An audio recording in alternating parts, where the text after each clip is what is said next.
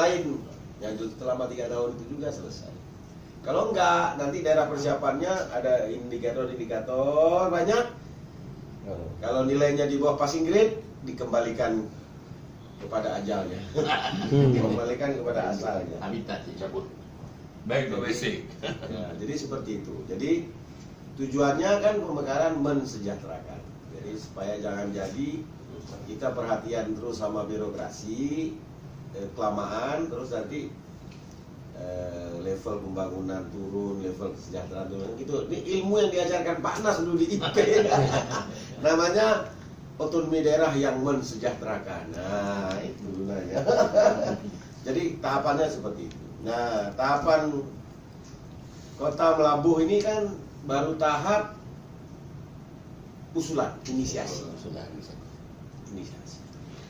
Nanti dipelajari oleh staf, dianalisis, nanti dicatat nomor kontaknya, diberitahu kekurangannya. Jadi pas pintu terbuka, Bapak sudah ready. Nah, gitu. Sudah ready kan. Pada tahun 2013 yang 6522 2012 ya. 2013 yang lalu sudah ada yang diberi amanat presiden, Ampres. Itu ya, ada 65, tahap ke-1, tahap kedua 22. Itu pun belum selesai. Karena disetujui pas di ujung-ujung dewan yang lama. 2014 berarti ya. Disetujui oleh Ampres, kemudian itu dibahas. Begitu mau dibahas, berakhir masa jabatannya. Nah, mau kita bahas sekarang di DPR ini, DPR sekarang bilang, itu harus diulang lagi. Tak mengerti kita soal politik. Nol lagi. Tidak nol lagi. Dan teknik Pak Dewan, Pak. Di nol lagi. Aduh, ini kalau nol lagi, daerah sudah berjuang sudah 10 tahun. Ini nanti akan termasuk bagian yang dibicarakan. Apakah kalau di nol, maka kita nilai ulang. Daerah usul baru dengan yang sudah ada ampresnya sama statusnya. Ya, kemarin sedikit Pak. Ya. Kemarin itu keinginan semua itu DPD memang baru mendung Pak. Ya, itu dia. Baca ulang istilahnya ya. Jadi tergantung nanti pembicaraan di DPR. Ya. DPR maunya, kalau pemerintah karena tidak mengusul satupun. Ya. Pemerintah tidak mengusul satupun. Karena pemerintah sangat selektif. Nanti karena ini semua yang sudah jadi itu adalah inisiatif Dewan. Terserah Dewan, kalau kata Dewan kocok ulang, ya sudah. Nah sekarang kan semua usulan satu pintu udah pemerintah dengan undang-undang baru. Ya, udah. Ya. Pak, kemarin itu ada saya lihat klausul atau di Infocus itu harus melalui DPD Pak katanya. DPD. Salah satu. Jadi usulan itu macam-macam sumbernya. Masyarakat boleh mengusul, pemerintah daerah boleh mengusul, DPD, DPR boleh mengusul. Tapi satu pintu usulan, nanti semuanya dibahas lewat pemerintah. Pemerintah mengajukan, membentuk tim independen meneliti, lalu meminta persetujuan Dewan untuk ditetapkan sebagai daerah persiapan. Jadi semua diberi peran, bukan hanya pemerintah, semua diberi peran. Supaya tidak seperti dulu, tiba-tiba ya penduduk yang 18.000 jadi kabupaten, itu benar.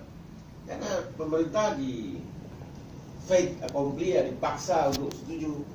Nah, mungkin sekarang presidennya sudah tidak begitu lagi ya. Nah, mungkin sekarang tidak mau dipaksa-paksa. Ya, semua dibicarakan dengan baik ya. Jadi usul DPD boleh, DPR boleh menyampaikan kepada pemerintah. Pemerintah sesuai undang-undang membentuk tim independen. Nanti tim independen kita nggak tahu apakah dipilih juga oleh DPR RI atau DPD atau hanya pemerintah. Ini di dalam PP nanti kita atur. Nah, nanti dari pansel ini akan memilih kandidat. Dari kandidat ini maju persetujuan DPD dan DPR untuk penetapan. Baru jadi dari pemerintah eksekusi pembentukan DP cari uang. DP 3 tahun berapa hitung-hitungan kita? Kalau 1 tahunnya 700 miliar. Kalau ada 100 saja yang mekar, 7 triliun. Nah, sebenarnya kalau dengan uang teks amnesti ini cukup nih sebenarnya kan. Tapi kan tidak banyak orang lapor teks amnesti, bapak aja belum lapor. Masih ngumpet. Bupati belum. Ini hari ini udah 3%. Belum. Jadi memang sama sekali menunggu ekonomi membaik. Kebutuhannya memang ada, dan kita sadari ada wilayah kita yang terfragmentasi, tersegmentasi seperti ini. Apalagi di timur itu lebih payah, lebih parah. Kita antara Tenom, Calang, menitan sampai itu ya. Yang disampaikan Bupati Gubernur Papua itu, sekarang di Papua itu semua antar kecamatan pesawat.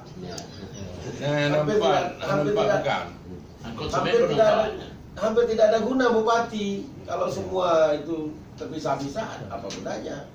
Oleh karenanya ya nanti strateginya ya salah satunya cara pemekaran. Keduanya nanti barangkali panas sesuai itu ya, bagi daerah-daerah yang remote area itu kecamatan dijadikan kota tingkat 3 Distrik ya. Mungkin di daerah sana nggak perlu membentuk kabupaten itu, camat saja yang kota tingkat 3 diberi wewenang yang agak besar, supaya toh daerah-daerah gunung misalnya, daerah-daerah pinggir gunung yang penduduknya itu kalau mengumpulkannya harus seminggu 2 minggu sebelumnya kalau mengumpulkan orang. Kalau sekarang di Jakarta kan besok kita perlu, hari ini undang, datang ke sana 2 minggu paling tidak. Yang butuh strategi karena mereka punya hak yang sama untuk sejahtera kan Pak. Jadi kira-kira begitu proses kita. Jadi saran saya, jangan puas sudah dibungkus kertas cetak. Berdoa lah. Ya, nanti dicek lagi, pantau terus perkembangan rancangan desa penataan PP penataan daerah. Ya, surat RPP itu begitu ini kita sudah siap dengan begitu ada, ini misalnya ada rentang waktu 3 bulan 4 bulan lagi, persiapkan saja apa yang kurang. Apa yang kurang ya. Kira-kira gitu Pak Nas, Pak Bupati, Pak Ketua, dan kawan-kawan sekalian. Baik, saya mohon maaf agak siang karena pagi menjalankan perintah Dirjen menjalankan perintah Menteri. Jadi kalau menterinya nggak berhalangan diperintahkan Dirjen rombak acara, suruh direkturnya kan. Saya nggak mungkin rombak lagi habis. Kira-kira gitu Pak. Jadi saya tambah dikit.